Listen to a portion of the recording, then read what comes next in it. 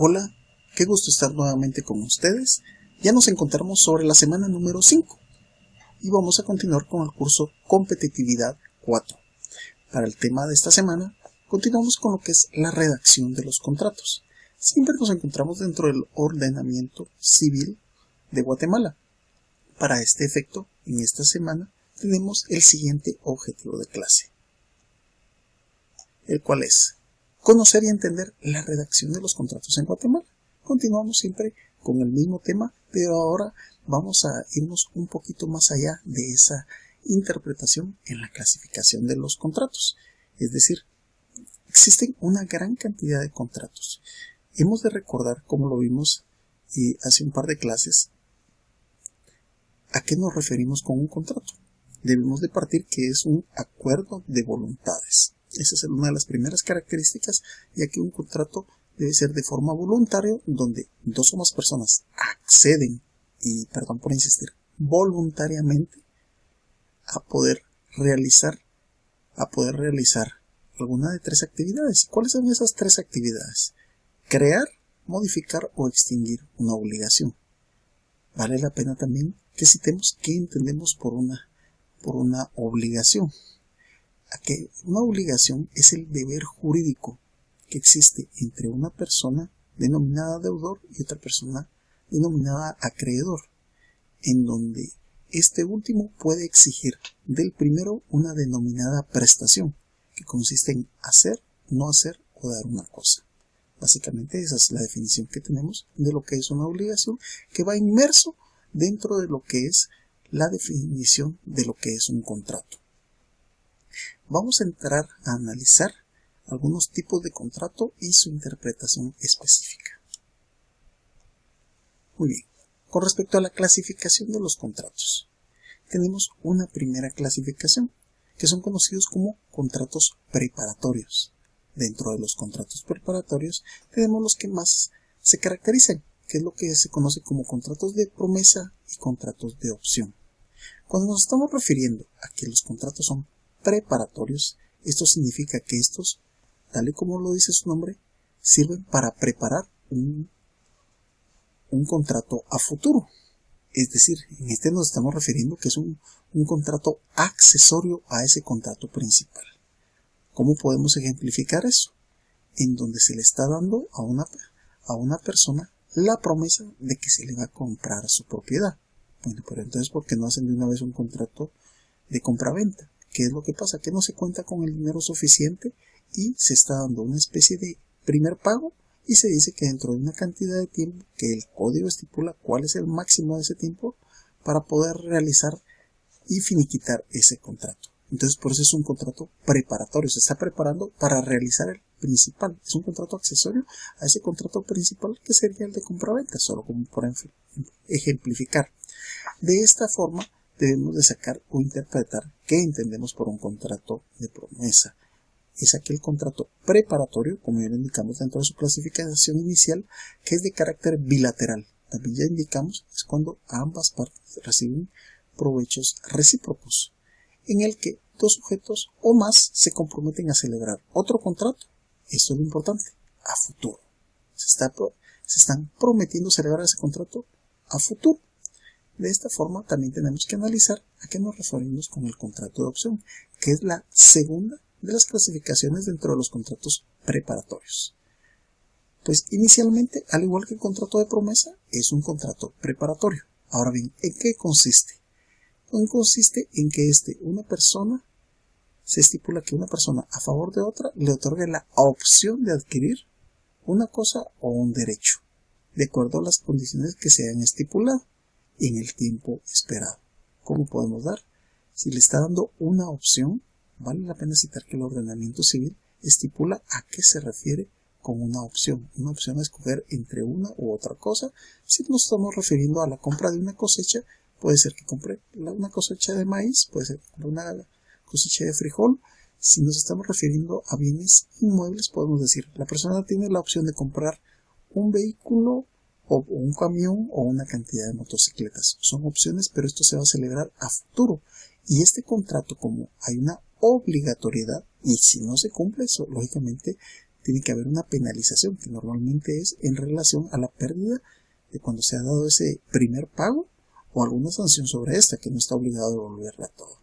Por eso es que estamos hablando de un acuerdo de voluntades, y cuando estamos hablando de contratos estamos hablando del principio pacta sunt servanda. Este principio lo que indica es que lo que se estipula en las partes es ley entre las partes y se debe de cumplir.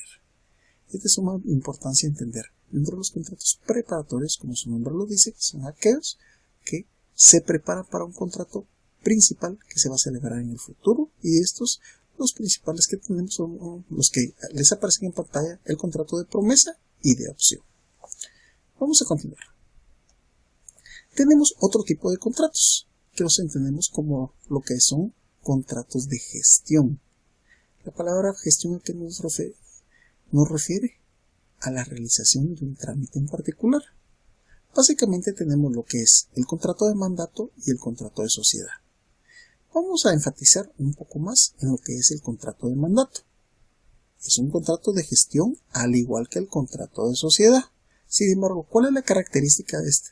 En el cual se le delega a una persona denominada mandante la realización de uno o más actos a otra persona denominada mandatario.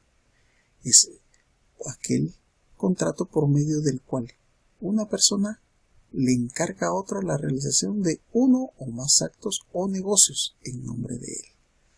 Este es el contrato de mandato. ¿En qué caso se utiliza? Cuando la persona físicamente no puede estar en el lugar, es decir, una persona que está en el extranjero puede encargarle un mandato para que una persona que se encuentra en el interior de la República pueda realizar ciertos actos o negocios. Esto puede venir desde el hecho de realizar una compraventa en favor de la persona del mandante hasta poder contraer matrimonio en nombre de otra persona. También estipular las bases para un divorcio se puede a través de mandato. El ordenamiento civil nos estipula cómo se llevan a cabo estos, cuáles son los requisitos, dónde y cómo se registran este tipo de contratos. Sin lugar a dudas es un contrato solemne. Cuando hablamos de contrato solemne estamos hablando que tiene cierto tipo riguroso de requisitos. Dentro de estos que se deben de celebrar dentro de un documento denominado escritura pública, que es aquel documento gestionado por un notario habilitado. Tenemos por otro lado, dentro de los contratos de gestión, el contrato de sociedad. Es aquel contrato por el que dos o más personas convienen en poner en común bienes o servicios. ¿Con qué finalidad? Para poder ejercer una actividad económica y dividirse las ganancias. Hemos de recordar que por un lado está la sociedad, que estipula el Código Civil, que es un contrato de sociedad, porque este está estipulado de los 5 libros en el 5º libro, y el 5º libro del Código Civil se divide en 2 partes. La primera parte es de las obligaciones en general, y la segunda parte y última del Código Civil es de los contratos en particular. Nos estamos refiriendo a un contrato en particular, que es el contrato de sociedad, y este es una actividad muy diferente a las sociedades mercantiles que estipula el Código de Comercio. Vale la pena que no debemos de confundir estas dos figuras. Uno es el estipulado en el Código Civil, y los otros nos estamos refiriendo a sociedades estipuladas dentro de la vía mercantil, que son 6 tipos de sociedades, pero ese es un tema que se abordará en otro momento. Vale la pena que sepamos también que en este caso esto lo permite el dividirse las ganancias. Vamos a continuar. Tenemos los contratos traslativos de dominio, es decir, que se traslada el dominio, se traslada la propiedad. ¿A qué nos referimos con esto? ¿Cuáles son los contratos que se estipulan dentro de esto? Tenemos la compraventa, de la cual ya hemos ejemplificado. Tenemos la permuta. ¿Qué entendemos por la palabra permuta? Es un cambio. Tenemos la donación y tenemos el mutuo. Cuando hablamos del mutuo, es lo que normalmente o tradicionalmente se conoce como un préstamo o un crédito. Hablando de lo que es el contrato de compraventa, se entiende que es un contrato por medio del cual una persona denominada vendedor transfiere la propiedad de una cosa a otro. Y este es el comprador, y se compromete a entregarla a otro sujeto, que es el comprador, y quién obliga a pagar el precio. Entonces esta contraprestación es que entrega un bien y el otro entrega el precio por esto. Esto está regulado dentro del artículo 1790. Contrato de permuta. Debemos entender la palabra permuta como cambio y lo entendemos como aquel contrato por el cual cada uno de los permutantes transmite la propiedad de una cosa a cambio de la otra. Aquí lo que hay es un intercambio. Un vehículo por una motocicleta, un televisor por algún tipo de radio, es un intercambio. Regularmente aquí nos estamos refiriendo a bienes inmuebles. Una vivienda por un terreno en un lugar diferente. De esta forma debemos de entenderlo.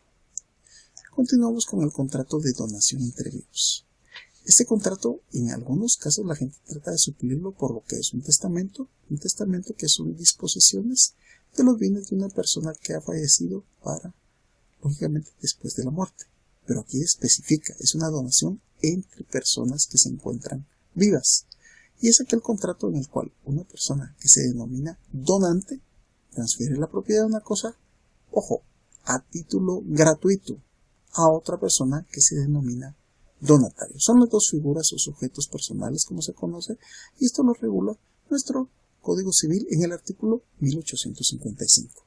Aquí nos estamos refiriendo a donaciones. Esta gestión es bastante común cuando muchas personas desean asegurar que una única vivienda quede a favor de sus hijos, cuando las personas ya se sienten en una edad de pensar en este tipo de gestiones o contratos. Continuando, tenemos el contrato de mutuo. ¿A qué nos referimos con un contrato de mutuo? Contrato traslativo de dominio. Se traslada la propiedad, por el cual el mutuante entrega a otro, denominado mutuario, dinero o cosas fungibles, con el cargo de que se le devuelva igual cantidad de la misma especie y cantidad. El mutuo normalmente estamos refiriendo a un préstamo. Puede ser el préstamo de un bien inmueble, puede ser el préstamo de una cosa fungible. ¿Y a qué nos referimos con las cosas fungibles? Por excelencia, es el dinero, es decir, préstamo de dinero que puede o no tener alguna garantía y tiene que tener algún tipo de cláusulas específicas en relación al préstamo de dinero, y cuando nos referimos a un tipo de cláusulas, es decir, penalizaciones, intereses y situaciones al respecto. Pero vale la pena que entendamos el contrato de mutuo como un contrato de crédito o de préstamo, si estamos hablando de bienes muebles. Muy bien, de esta forma es como damos por terminados los temas dentro de lo que es la redacción de los contratos. Hemos visto algunas clasificaciones y algunas subclasificaciones. También vale la pena entender que aquí no hemos tocado la totalidad de los contratos, pues todavía hay alguna cantidad diferente que maneja el Código Civil, pero realmente estos son los más comunes y más fáciles de entender. Por eso se cita dentro de los artículos, y vale la pena que lo manejen dentro del Código Civil y lo lean de esa fuente. Realmente no las personas que creen que únicamente los que estudian ciencias jurídicas o sociales son los obligados a leer la ley. Esto no es así, y como dentro de este módulo de competitividad se les comparte. Llegamos ahora a la parte de las preguntas e indicamos. Para la pregunta 1 de la semana 5. Es un contrato preparatorio de carácter bilateral en el que dos sujetos o más se comprometen a celebrar otro contrato a futuro. La número 2 es un contrato de gestión mediante el cual un sujeto denominado mandante encomienda la realización de uno o más actos o negocios a otra persona denominada mandatario. 3. Es un contrato por el que dos o más personas convienen en poner en bien común bienes o servicios para ejercer una actividad económica y dividirse las ganancias. 4. Es un contrato mediante el cual un sujeto denominado donante transfiere la propiedad de una cosa a título gratuito a otro sujeto denominado donatario. Y la número 5. Es un contrato por el cual cada uno de los permutantes transmite la propiedad de una cosa a cambio de la propiedad de otra. Es de esta forma como damos por finalizado el contenido de la semana 5. No resta más que agradecer por su fina atención. Mi nombre es Juan Carlos Mejía Argueta y ha sido un gusto compartir con ustedes.